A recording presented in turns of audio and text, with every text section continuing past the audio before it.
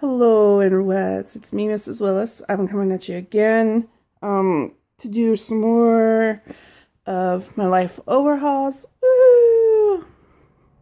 We're still playing catch up here because I just didn't do them for a couple of weeks because life, that's why.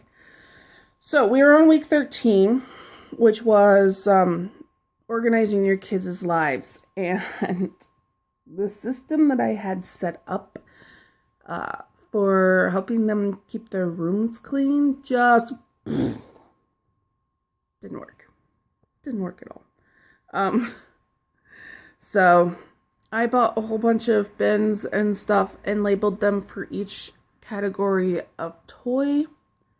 It only cost me about $20 to get all the bins at the dollar store, but they don't do it. No system's gonna work if you can't get your child to clean the room. I gotta look at my notes. See my notes. So it just didn't work. I tried. I can get them to do it sometimes, but not all the time.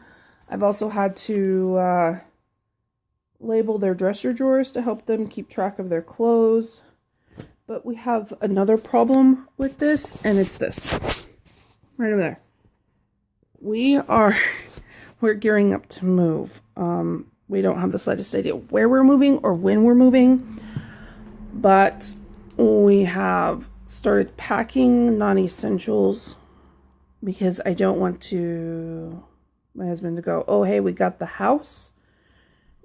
And then we have to pack fast. So I want to be mostly done by the time we sign the papers.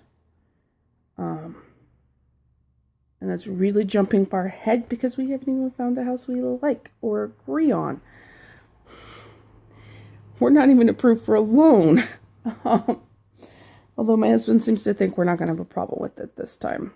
We've tried several times before. So a lot of the things that I had done to organize my kids' lives is null and void.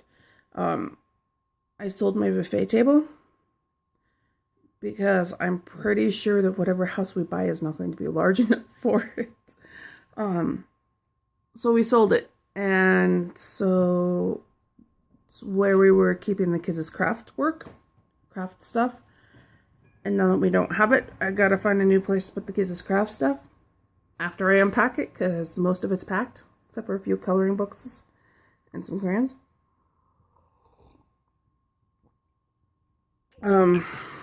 My daughter decided that she was going to steal from school, so she got her entire room taken away from her, all of her toys, all of it. So it is all already packed. Her room is empty. So I heard a noise, sorry. We did move her desk out here, so she still has her homework station. It's her dedicated place to do homework. Trying to instill good study habits from the very beginning. It's very, very important. I haven't made a chore list yet.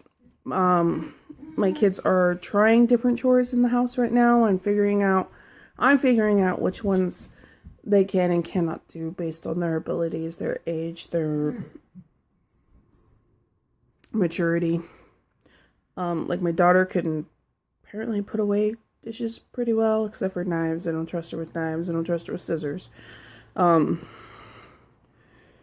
She can rinse the dishes pretty well, but she cannot stack them in the dishwasher very well, so I'm doing that. My son is very good at setting and clearing the table, not so good at washing it, even though we will probably still consider that one of his chores, and then just go behind him and wash it myself to make sure it's clean. So they both like to sweep and mop. Again, it's something I have to go behind them and do.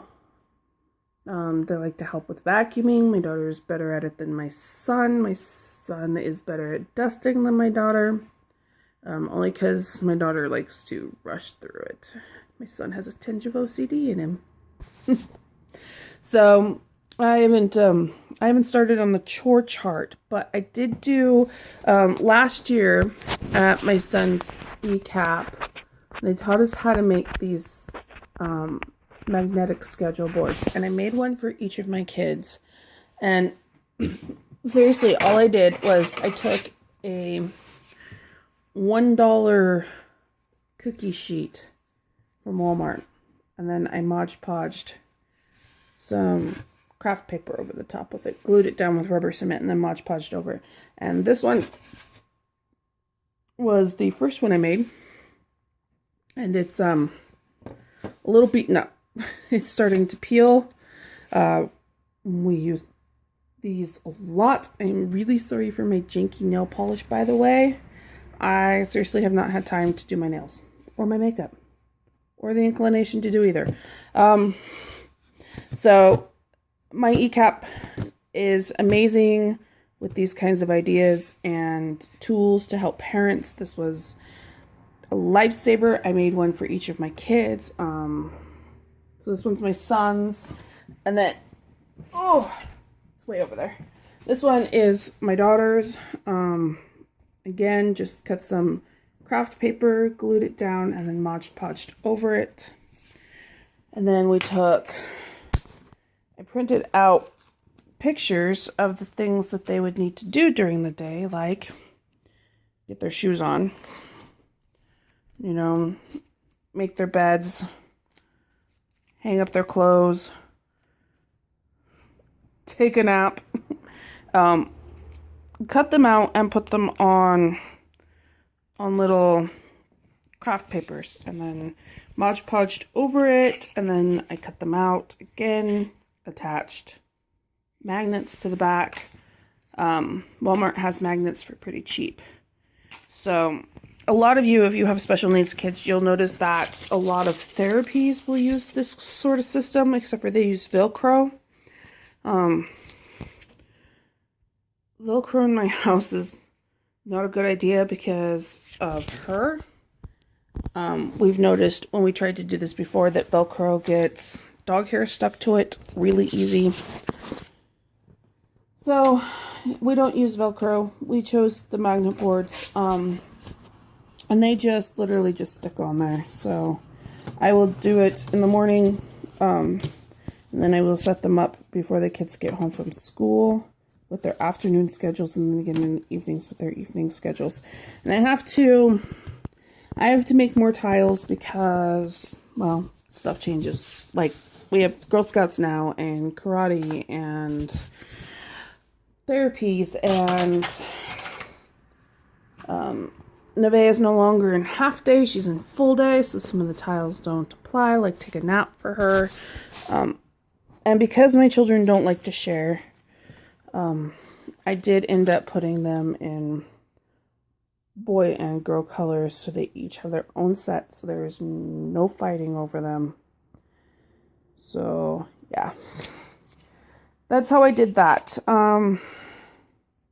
That's their schedules. Their toys, I've got to find a better system than the bucket system, or just pound out the bucket system until they just learn to put their toys in their buckets. Because I can't keep walking on them. It's driving me crazy. I went through all their clothes recently. My son's ECAP is doing a clothing drive. So I went through all of his clothes, their clothes, and got rid of what was too small. And took out the boxes of their next size up for them. Because I'm that mom. I have boxes of several sizes clothes in advance, waiting for them. School papers, my son doesn't really get a whole lot, and what he does get, he usually comes home and shreds or puts in the toilet or destroys before I can see them. So we don't really, but my daughter's school papers, she's got her own little slot in the organizer over there by my workstation. And she knows that that's where her school papers go when she gets home from school. The only problem we've had with her is her hiding the pink slips from us. My kids both have keepsake boxes. We saved some of their clothes, their special items, their baby blankets, that sort of thing. Those are downstairs in my room where they can't get to them. If I put something in, I'm trying to keep it down to one tote each kid. And not the big totes either, just a small tote, because I don't want boxes and boxes and boxes of things that have memories to me, but may not necessarily have memories for them, just hanging around for years and years. With the exception of my daughter has 2 boxes, because one box is actually my stuff that my mom had saved for me that I had used for her. So it's only fair that she gets one for herself, and then the stuff that I'm passing down to her. So there's that. The hair stuff, I had a really nice organized system. 3 plastic drawer thing, but my daughter kept stealing it and taking it into her room and playing with the hair ties and barrettes and stuff on her Barbies, which normally wouldn't be a problem if she'd pick them up out of the carpet.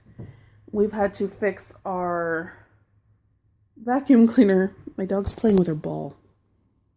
We've had to fix the vacuum cleaner a couple of times from the hair ties. So that stuff had to be locked up and taken away from them. So I can't exactly show you what I did for that. And then chore list, school papers. I